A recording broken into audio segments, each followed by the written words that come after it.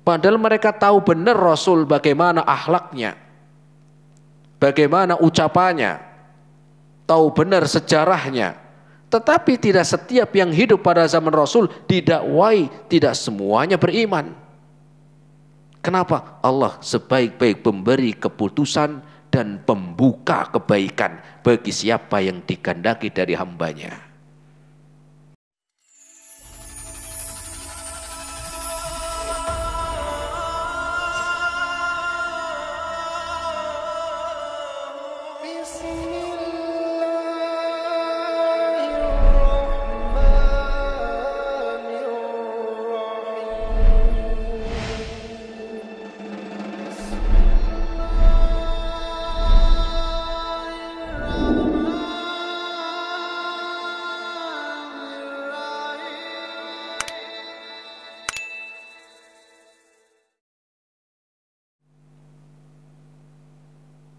Sehingga ketika Allah telah menutup, tidak ada yang mampu untuk membukanya.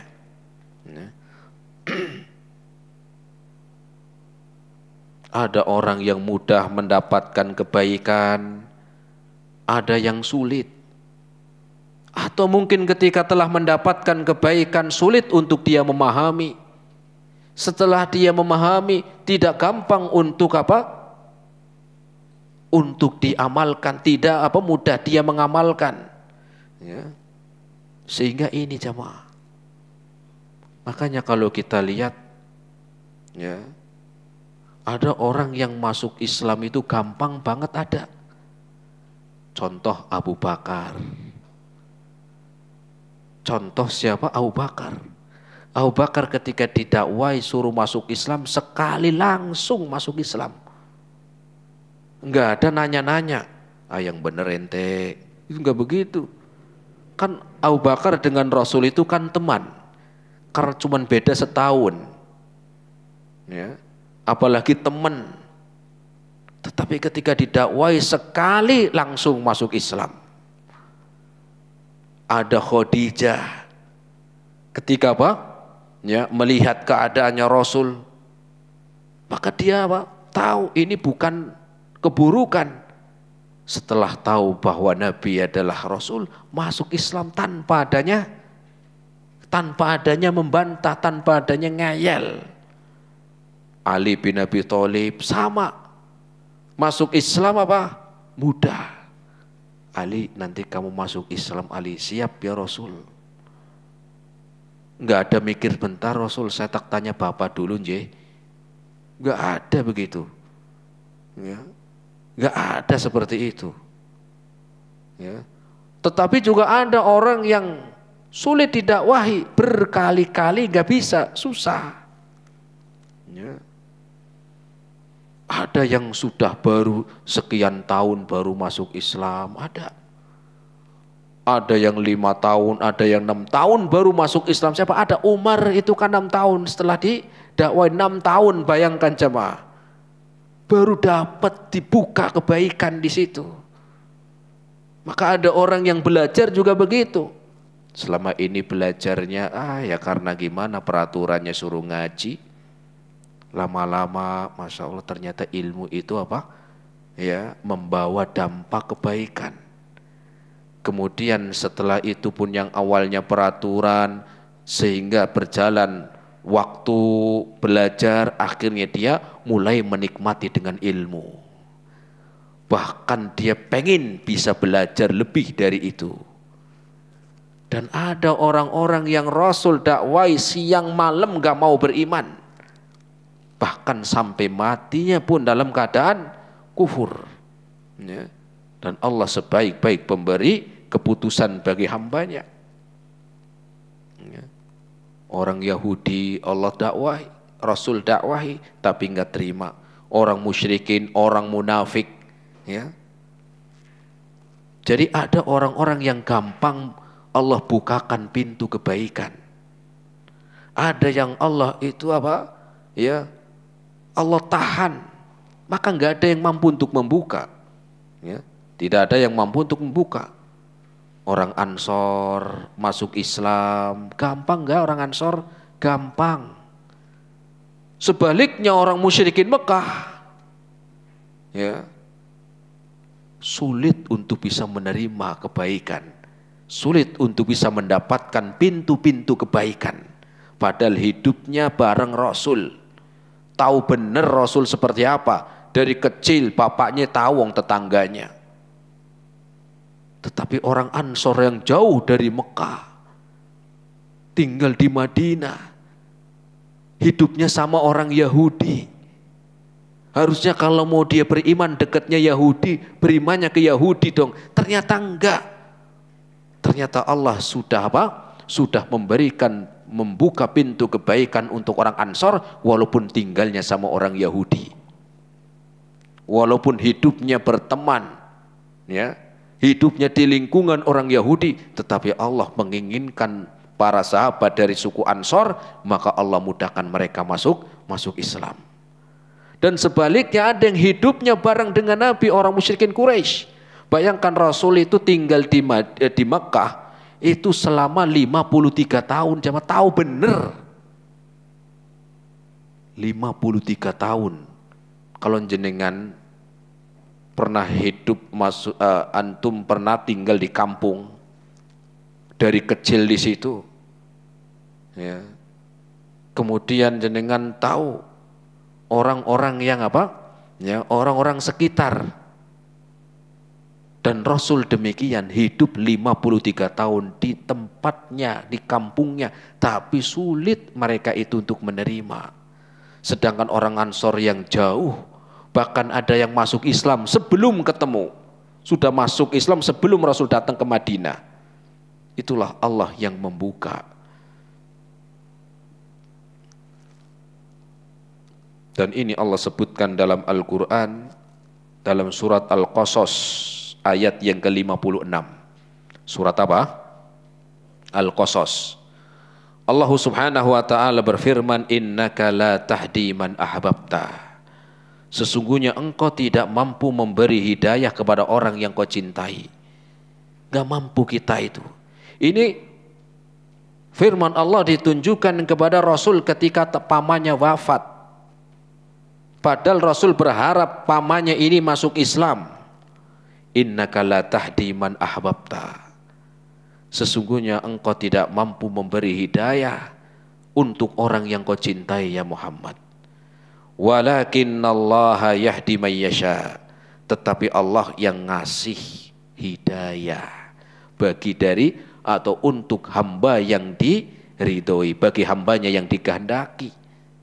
Ya, ini dalam urusan akhirat demikian. Maka nama Allah yang kedua dari nama Allah Al-Fattah, Allah sebaik-baik pemberi keputusan bagi hambanya, ya, siapa yang Allah kehendaki, ya. Sehingga kita apa? Kita mengetahui tentang keutamaan nama Al-Fattah agar kita itu bukan berarti kita akhirnya melemah, tidak ingin membuka pintu kebaikan, ya, tetapi ingat Allah yang memberi hidayah. Rasul juga demikian. Rasul tahu yang memberikan hidayah itu hak khusus bagi Allah, hak prerogatif untuk siapa? Allah subhanahu wa ta'ala, hak khusus bagi Allah. Tetapi Rasul juga berusaha berdakwah, Rasul juga berusaha membuka pintu kebaikan untuk yang lain, tetapi hasilnya nanti Allah lah yang memberi. Ada yang terima, ada yang enggak. Ada yang lewat ngeyel dulu, ada yang lewat bantah dulu, ada yang 2-3 kali, ya, baru setelah itu baru dia terima. Ada yang sekali dia langsung terima, macam-macam. Ya.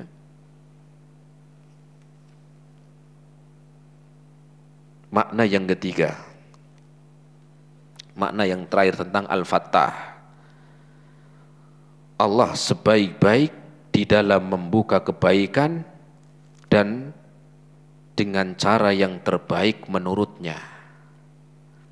Saya ulangi, makna dari apa tadi? Nama Allah Al-Fattah, sebaik-baik di dalam membuka kebaikan dan dengan cara yang terbaik. Dan dengan cara yang terbaik, jemaah. Menurut siapa terbaik?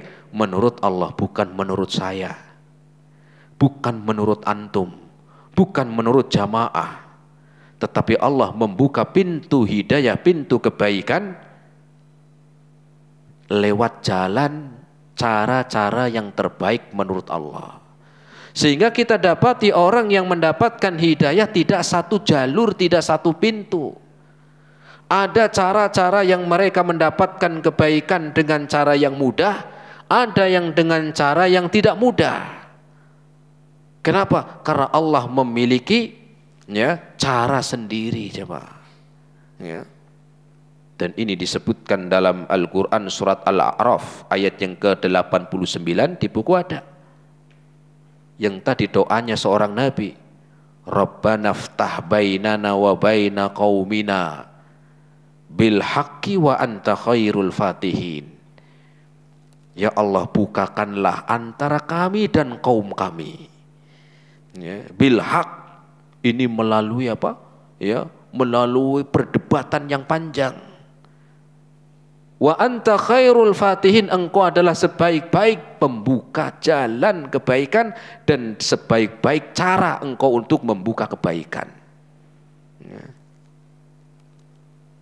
Itulah cara-cara Allahu Rabbul Alamin. Maka makna Al-Fattah itu pertama adalah jenisnya, kemudian orangnya, dan yang ketiga caranya. Dan Allah yang ketiga adalah sebaik-baik pemberi kebaikan dan dengan cara-cara yang terbaik yang Allah beri.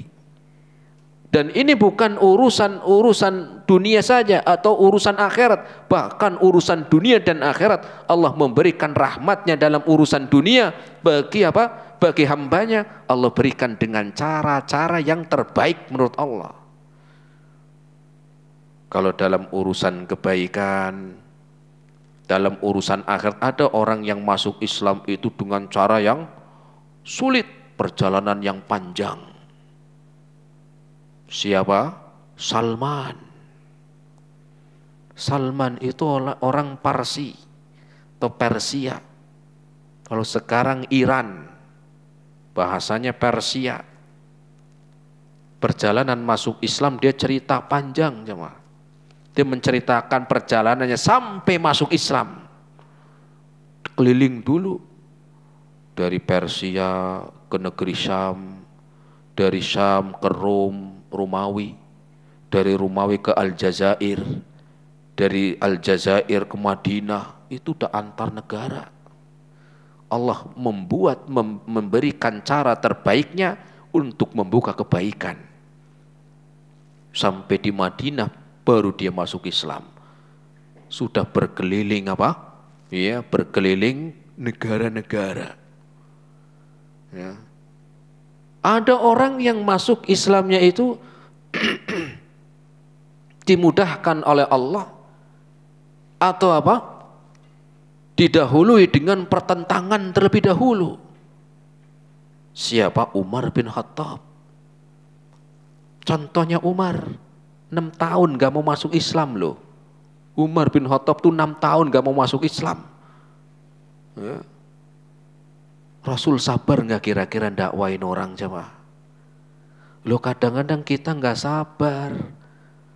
Baru ngajak istri ngaji, sekali istri udah gak mau. Ah, kamu emang susah banget. Baru sekali.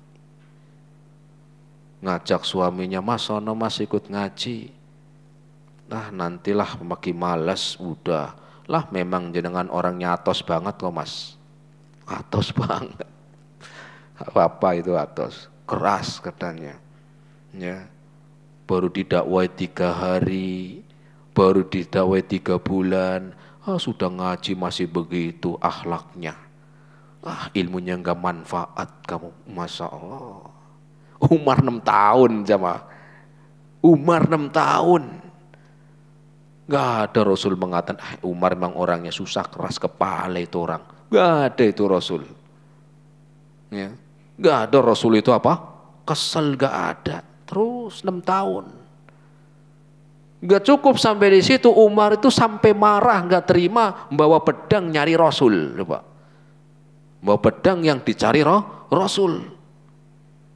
Rasul gak hanya mendoakan. Ya. Baru dakwahnya setelah 6 tahun Umar terbuka hatinya, Allah buka hatinya lewat pertentangan, lewat jalan yang Allah berikan terbaik dengan cara tadi. Masuk Islam akhirnya. Ya, langsung setelah itu 6 tahun masuk Islam. Khalid bin Walid lebih panjang lagi masuk Islamnya. Kapan? Khalid bin Walid malah panjang lagi. Ya, kurang lebih 20 tahun. 20 tahun baru masuk Islam. Karena sebelum dia masuk Islam, ya, waktu Fathu Mekah itu tahun 8. Khalid bin Walid, Abu Sufyan, 20 tahun Rasul dakwai sulit. Tetapi Allah memiliki jalan yang terbaik. Allah tahu, Allah lebih tahu, sehingga nama Al-Fattah adalah Allah sebaik-baik di dalam memberikan kebaikan, membuka pintu kebaikan lewat cara yang terbaik menurut Allah Subhanahu wa taala. Ada yang lewat berdialog, debat dulu, masuk Islam ada. Ada yang mau adu sihir dulu dengan Rasul seperti Tufail. Macam-macam caranya. Ada yang gak ketemu Rasul tapi masuk Islam, ya ada. Subhanallah. Ya. Itulah Allah memberikan membuka pintu-pintu kebaikan dengan cara-cara yang Allah telah tentukan. Gak semua sama. Tidak semuanya sama. Ada orang yang tanpa ngomong dulu, cuma ngeliat Rasul, lihat wajahnya doang, masuk Islam ada nggak? Ada. Tapi ada yang tinggalnya bareng nggak masuk Islam juga ada. Allah memberikan jalan untuk membuka kebaikan ya dengan cara yang Allah sudah siapkan. Sehingga jangan sampai kita itu berprasangka buruk kepada Allah. Jangan sampai kita itu suudzon kepada Allah Rabbul Alamin. Abdullah bin Salam, ceritanya Abdullah bin Salam ketika masuk Islam. Ini ya, seorang pendeta Yahudi jemaah, tinggal di Madinah. Ketika Rasul hijrah datang ke Madinah, banyak kaum muslimin nunggu Rasul. Kemudian Abdullah bin Salam juga iseng-iseng ngikut. Kayak apa sih Nabi, tunggu-tunggu, bener gak itu nabinya? Jangan-jangan Nabi gak bener lagi diikutin. Iseng-iseng ngikut jemaah. Di belakang kaum muslimin sambil nunggu Rasul dari awal datang ke Madinah sampai sore gak datang, pulang, besok nunggu lagi. Abdullah bin Salam itu ikut. Setelah Rasul keluar atau Rasul nampak, wajahnya dia mengatakan, sungguh saya melihat seorang wajah yang bukan seorang pendusta. Padahal baru pertama kali ngelihat. Baru pertama kali ngelihat Rasul. Saya sudah melihat seorang yang memiliki wajah bukan seorang pendusta. Padahal baru ngelihat.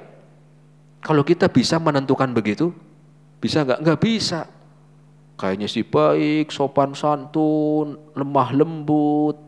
Ternyata ada ada niatnya nggak baik. Ya, ada mau macam-macam, ada yang mau nipu, ada yang mau ngutang, ada yang mau ada yang mau berbuat jahat, macam-macam. Abdullah bin Salam pertama kali lihat wajah Rasul tahu ini seorang bukan pendusta. Taunya dari mana gitu loh. Wong orang musyrikin Mekah itu kan ngelihat Rasul 53 tahun. Ngelihat wajah Rasul 53 tahun. Itulah Allah memberikan jalan hidayah lewat pintu yang berbeda-beda. Ada yang lewat gampang. Sama seperti orang yang mendapatkan hidayah, taat, tobat. Ada yang dari mudanya males. Suatu saat sebelum meninggal dunia kecelakaan, koma di rumah sakit, ketika koma di rumah sakit mimpinya udah aneh-aneh. Ditampakkanlah ya tentang surga, tampakkanlah neraka, kemudian tersadar tobat. Ada nggak begitu? Ada. Macam-macam caranya Allah memberikan jalan Jawa. Saya punya teman Jawa. Ya bapak-bapak sudah tua di kampung, di mana dulu beliau pernah cerita, dulu saya termasuk yang menghalangi ya orang yang tidak sesuai menurut dia, ya, orang yang apa, yang sudah mengamalkan sunnah, kemudian menurut dia itu salah, dan termasuk orang ini yang menghalangi apa, dakwah. Suatu ketika ya, Allah memiliki cara yang berbeda dalam memberikan apa, kebaikan. Qadarullah dia naik motor, motornya bocor, bannya bocor. Dia cari bengkel terdekat, kemudian dapat, ya, dan ternyata tukang bengkelnya sudah ngaji, sudah ngaji. Sambil nunggu di apa, ditambal bannya. Nah, teman ini cuman apa? Ya, ikhwan ini cuma naruh buku-buku sambil yang dia nunggu dibenerin motornya, dikasih apa? Dikasih rak kecil buku-buku di situ. Ya sambil dia nungguin lagi ditambal bannya, dia baca buku kecil itu dibaca. Wah ini bagus ya. Mas, ini bukunya belinya di mana Mas? Oh di sana Pak. Kalau pengajian begini di mana ya Mas? Oh di sini Pak. Oh ada ya Mas. Iya. Ternyata akhirnya dia cari sendiri Jawa. Alhamdulillah Pak. Ya, alhamdulillah dapat hidayah. Nah teman dulu yang sering sampai nggak boleh ke masjidnya dia. Oh, kamu kok sholatnya di sini? Iya, saya ngajiin di sini Pak. Oh, saya minta maaf. Yang dulunya apa? Yang dulunya dihalangi untuk ke sana, ya, untuk ke masjid. Sekarang bareng. Itulah terkadang Allah memberikan jalan yang macam-macam yang berbeda-beda. Sehingga nama Allah Al-Fattah, Allah adalah sebaik-baik pemberi kebaikan, membuka kebaikan dengan cara yang terbaik. Ya. Jamaah rahimani Allah wa iyyakum jami'an. Disebutkan tentang kisah seorang alim besar, seorang ulama besar yang bernama Fudail bin Iyad. Kenal jemaah? Ya maksudnya bukan kenal, dengar. Ya minimal ya pernah dengar lah sebelum saya ngomong ini. Ulama besar jemaah. Beliau selama hidupnya itu ya disebutkan umurnya itu sudah 40-an tahun lebih. Itu rampok jemaah, perampok. Saya baca di biografinya, jadi rampok. Ya, ngeri, begal. Dan orang ini setiap membegal, setiap apa merampok enggak bawa teman, enggak pernah bawa teman, sendirian. Saking ditakuti sama orang-orang yang lewat jalan itu, sampai banyak orang yang takut lewat jalan yang sudah dikenal. Sering ada rampok di satu orang. Ya. Maka suatu ketika Jawa, ya. Ini yang mengisahkan disebutkan apa? Ya, disebutkan tetangganya mengisahkan. Suatu saat dia ingin melancarkan aksinya. Kemudian tidak sengaja dia lewat ada musola kecil, tempat sholat kecil lah. Ada orang baca Quran. Yaitu ketika yang dibaca sampai dalam Al-Quran surat Al-Hadid ayat ke-16. Yang di situ wala yakunu kalladzina utul kitaba min qablu fatala alaihimul amadu fasaqat qulubuhum wa katsirun minhum fasiqun. Ada orang yang membaca ayat tadi. Jadi lagi baca Quran, pas perampok ini lewat dengar ayat ini. Ya, pas yang didengar ayat ini. وَلَا يَكُونُوا كَالَّذِينَ أُوتُوا الْكِتَابَ مِنْ قَبْلُ فَطَالَ عَلَيْهِمُ الْأَمَدُ فَقَسَتْ قُلُوبُهُمْ وَكَثِيرٌ مِّنْهُمْ فَاسِقُونَ.